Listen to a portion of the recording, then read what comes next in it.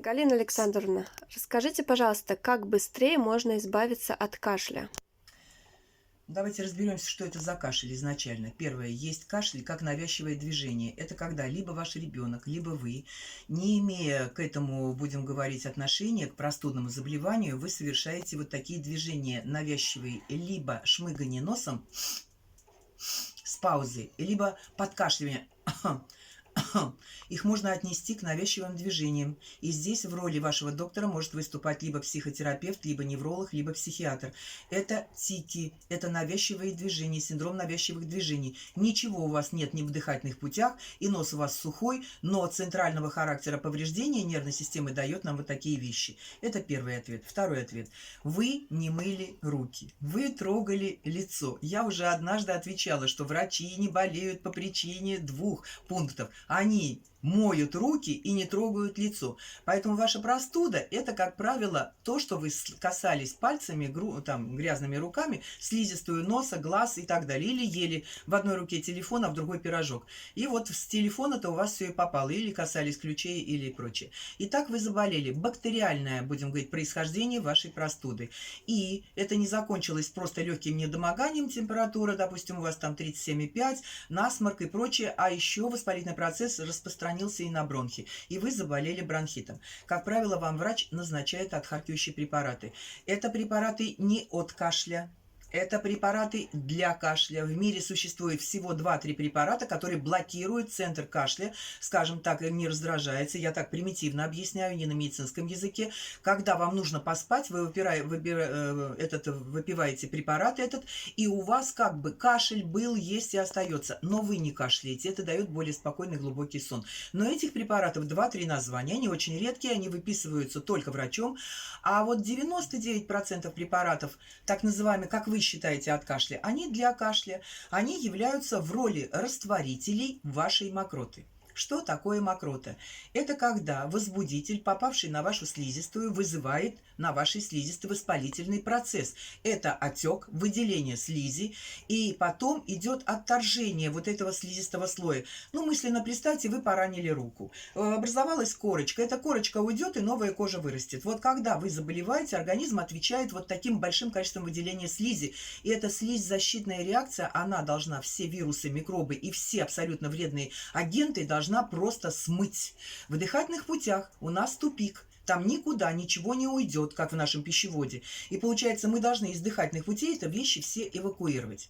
Сама по себе мокрота очень вязкая, густая, она плохо откашливается. У детей вообще анатомия другая, у них грудная клетка совсем другой формы, они не умеют откашливаться. Это взрослому назначили отхаркивающие препараты, разжижающие мокроту, я еще раз подчеркиваю.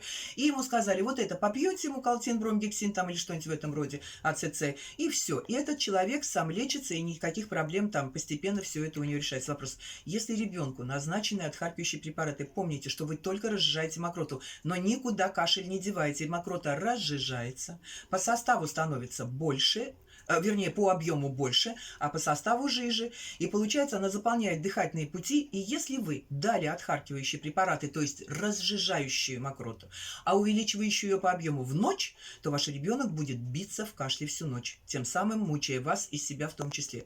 Поэтому правило следующее. Алгоритм победы над кашлем следующий. Если вам назначили препараты отхаркивающего действия, которые разжижают мокроту, вы даете их, ну давайте самая актуальная тема, это дети. Вы даете ребенку их 3 раза в день, допустим, 9 утра, 13 и 19. Ну, там приблизительно вот такой вот диапазон, да, с паузой там в 4 часа. Каждый раз после дачи отхаркивающих веществ вы должны уложить ребенка на спинку, на грудку, сделать спереди и сзади массаж. Как его делать, мы уже публиковали. Можно обратиться на личную консультацию, потому что детки все разные, они могут иметь сопутствующие заболевания, которые я на личном приеме, на консультации покажу и объясню. И после того, как вы сделали массаж, вы должны сделать дренажные действия. Эти действия – это дренаж по Толкачеву, когда на верхнюю часть грудины 2 руками мама нажимает, и ребенок откашливается под действием вот такого механического нажимания. Мысленно представьте тюбик с пастой или тюбик с кремом. Когда вы нажимаете, то содержимое тюбика вверх поднимается. Вот точно такая же механическая история. Мокрота поднимается, у нас есть дыхательное горло, у нас есть пищевод. И получается, когда мы из дыхательных путей мокроту с помощью механического нажатия выводим вверх, то она, раздражая глотку, естественно, вызывает искусственный приступ кашля. И вы услышите при кашле характерный хрюкающий звук. Это и есть мокрота. Вы ее выжили. Давайте назовем этот механизм выжиманием по Толкачеву. Это действительно так называется. Это термин, будем говорить, вот если уж говорить об авторских методиках, этот термин придумал и опубликовал господин Ткачев, который как методику вот, освобождения дыхательных путей у детей, особенно аллергиков, которым нельзя давать лекарства, как освободить дыхательные пути от мокроты. Вот таким образом. Поэтому я думаю, кого эта тема заинтересует, можно прийти на личную консультацию. Я покажу и дам распечатку, как делать массаж грудной клетки. Я покажу, как делать дренаж по Толкачеву, как использовать, какие методы еще для того, чтобы быстрее этот кашель ликвидировать. Потому что кашель – это защитная реакция. Его, с одной стороны, бояться не нужно, но он будет вас ровно столько беспокоить, пока будет содержимое патологическое в бронхах находиться и в легких. При пневмонии отдельная тема. Там откашливание происходит в разных позах. Позиционный дренаж. Там используется исходное положение лежа на боку, лежа на животе, лежа на подушке под грудной клеткой, лежа на спине и складываясь и наклоняясь и так далее. Таким образом освобождаются верхние, средние и нижние доли легких. Называется позиционный дренаж. Мы как-нибудь в карусели эти вещи вам всем покажем. Или на личной консультации. И еще мне хотелось бы, что часто очень ребенку назначаются огромное количество, или взрослому, отхаркивающих веществ, а у него по кругу нет выздоровления. Чем больше мама его поет, тем больше он кашляет и дольше кашляет.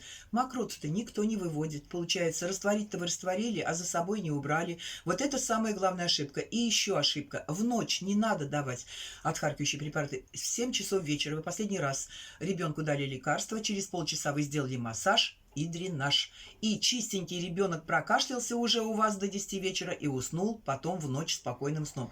Ночью вас разбудил кашель ребенка. Подойдите, понажимайте на грудную клетку и скажите ребенку, если он, так сказать, в состоянии с вами активно сотрудничать, что сыночка или доченька, давай я тебе помогу, покашляй громко, покашляй, открой ротик широко и помогите ребенку, нажимая на грудную клетку, чтобы он вновь прокашлялся, то есть механически помогая ребенку освободиться. Если эти вещи делаются, часто ко мне попадают дети, которые с затяжными формами